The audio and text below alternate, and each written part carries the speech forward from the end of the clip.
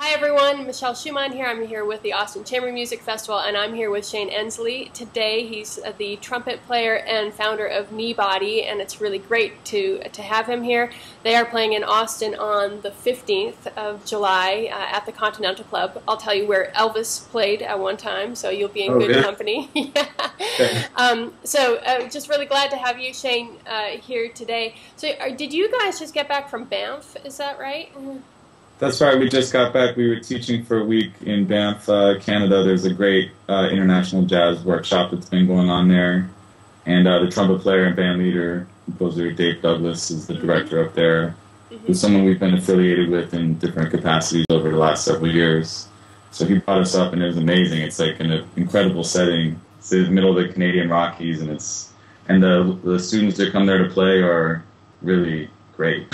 Yeah, I was in Banff for 3 summers. I'm originally Canadian, and I lived in Calgary for a number of years. And actually, the last year of my undergrad there, I just spent the entire year at Banff in the residency program. So it was just awesome. They give a hut out in the back of the music building. You know, it was before they built all the awesome huts, so we were slumming it a whole lot more. But you can't really slum it in the mountains, so it's pretty beautiful no matter what. Yeah, it's great. So, and it's such a great place for creative work, and so many great musicians around there, and it's inspiring. So, did you guys have a great time there? Yeah, we had the best time, and we were all really excited to do it because we've had friends that have been there, and our keyboardist Adam Benjamin has been teaching there for the last 3 or 4 years. He also plays in Dave Douglas's one of his projects called Keystone. So Adam's been there the last few years. He's always talking about it. He's actually the one who was really instigating, like trying to get us up there. So it was a great realization for him to finally have his band come. And we just had the best time. It really is, being in a setting like that is so truly inspiring. And these players are so good over there, and we were just like really getting this great. It was kind of sad coming home. I come home with my family who I miss, but it's like back to New York was a bit of a rough re-entry. It's like, taxi, smog, okay. Yeah, totally. Did you have any altercations with elk while you were there? We didn't, but Dave Douglas, the director, did get charged by a female elk. I think they're calving right now, so it's a little tenuous, because they're all over the place. Yeah, it's crazy. Actually, during the winter time, when they're doing the whole mating calls and everything, it's the weirdest sound of the elk call, because it's like harmonics, and it's crazy. Affecting a lot of the music coming out of Banff, I'm sure. Yes, indeed. It's affecting the new generation of composers, no doubt. So how did you guys all meet? I know that a number of you went to Eastman. Are you all Eastman grads, or how did the band come together? Yeah, Eastman is the most common meeting place for all of us. Only our drummer, Nate Wood, was not there. He's Californian, and he went to Cal Arts University. But the rest of us mostly met at Eastman. We were there at the same time, studying, most of us doing jazz degrees. And the only relationship that predates that is our bass player, Kave, Ross Cigar, and myself, and we're both from Colorado. So we knew each other right in late teenage years. We kind of met each other around town and started playing in some bands. But essentially, we're like college friends. Yeah, that's awesome. And tell me a bit about your songwriting process. Are you guys all writers? Do you get together to write? Do you each write songs and get together for workshopping? How does that work? It's been interesting. It gets more unique as we get older and live in different cities. One thing has been consistent from the beginning, that we learn all the music by ear.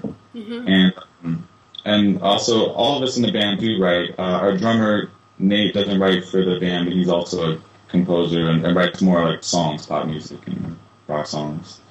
But the other 4 members, we all bring in our own compositions, and we teach them to each other orally. So how does that work? And how long is that process? I mean, you guys are probably ear training maniacs, so it's probably not that hard. But how does it? We're getting better as we've done it. I mean, we've been a band for 10 years now, so it's in addition to getting better at that process of just learning by ear and memorizing more how to know each other's writing and how we play with each other. So it definitely goes faster than it used to. Where it would take a lot longer to really commit something to memory and feel comfortable playing it in front of other people. Well, and it's really, I mean, your style is very sophisticated with tons of rhythmic changes and, you know, and a lot of different layers going on. So it's just sort of fascinating to me that you can do that all by ear.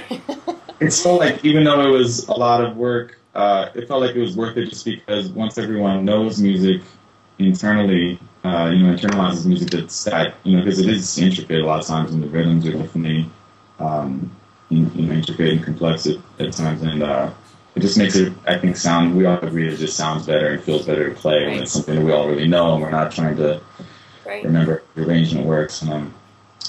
So that's been our deal, and now we get a little faster. And then another interesting element of our band that's developed over the last several years is that our way of, we have this kind of extensive system of musical cues now. All these series of little 4 or 5 note phrases that can enact a sudden change in music. So it can be someone can play this little phrase, and that'll mean I want to change the tempo. And then they play the next phrase, and then we all start the new tempo together. And we can do a similar thing with key changes and dynamics and orchestration and lots of other variations on that. So part of our compositional process now is a group spontaneous compositional or arranging process, because we apply this to any of our pieces. So any member of the band can start playing these things, and then everyone will follow, and we can do the pieces really differently each time. Oh my God, it kind of baffles my brain to think about it. I mean, I'm a pianist, a classical pianist, and just that idea of creating on the spot. And it seems to me what you're saying is it's a combination of composition and improvisation. Yeah. And that's not, and I don't think they're always the same thing, right? So, I mean, yeah, I don't think it's that common. I think it's something that's fairly unique to our band, at least to be developed this extensively. I think there's elements of this that have been used for a long, long time, but in terms of, changing tempos in the middle of something. But yeah, it's something I think that's kind of unique to our band. And, when we first started playing, we were playing in a club that was essentially like a rock club. I mean, they did fairly eclectic booking. But, and kind of what we wanted to play was, I think, influenced by the music we were playing at this club, because we all played there a lot. Each week, each of us would have, gigs there with different bands and singers and rock bands. And, so we wanted to the environment felt like we wanted to have music that was more maybe compositional in sort of like a rock band way, and a lot of really group momentum. But at the same time, we're all improvisers and we want to do that. And so that kind of desire to have both things, I think, is what, sort of necessitated this like musical cue system. So we can still really move together and have a really cohesive sound, the way like a garage band does. Right. Then we're making it up as we go, so we're still improvising in the jazz tradition. Yeah. And everything that I kind of have read about you guys and hear about your music, it really feels that you do have a unique style, that you have a voice really all to your own, and even the press sort of, they won't categorize you. Like they refuse to say what you are. And there's something really awesome about that. But who are your inspirations when you're thinking about, or are you just going for a completely new sound?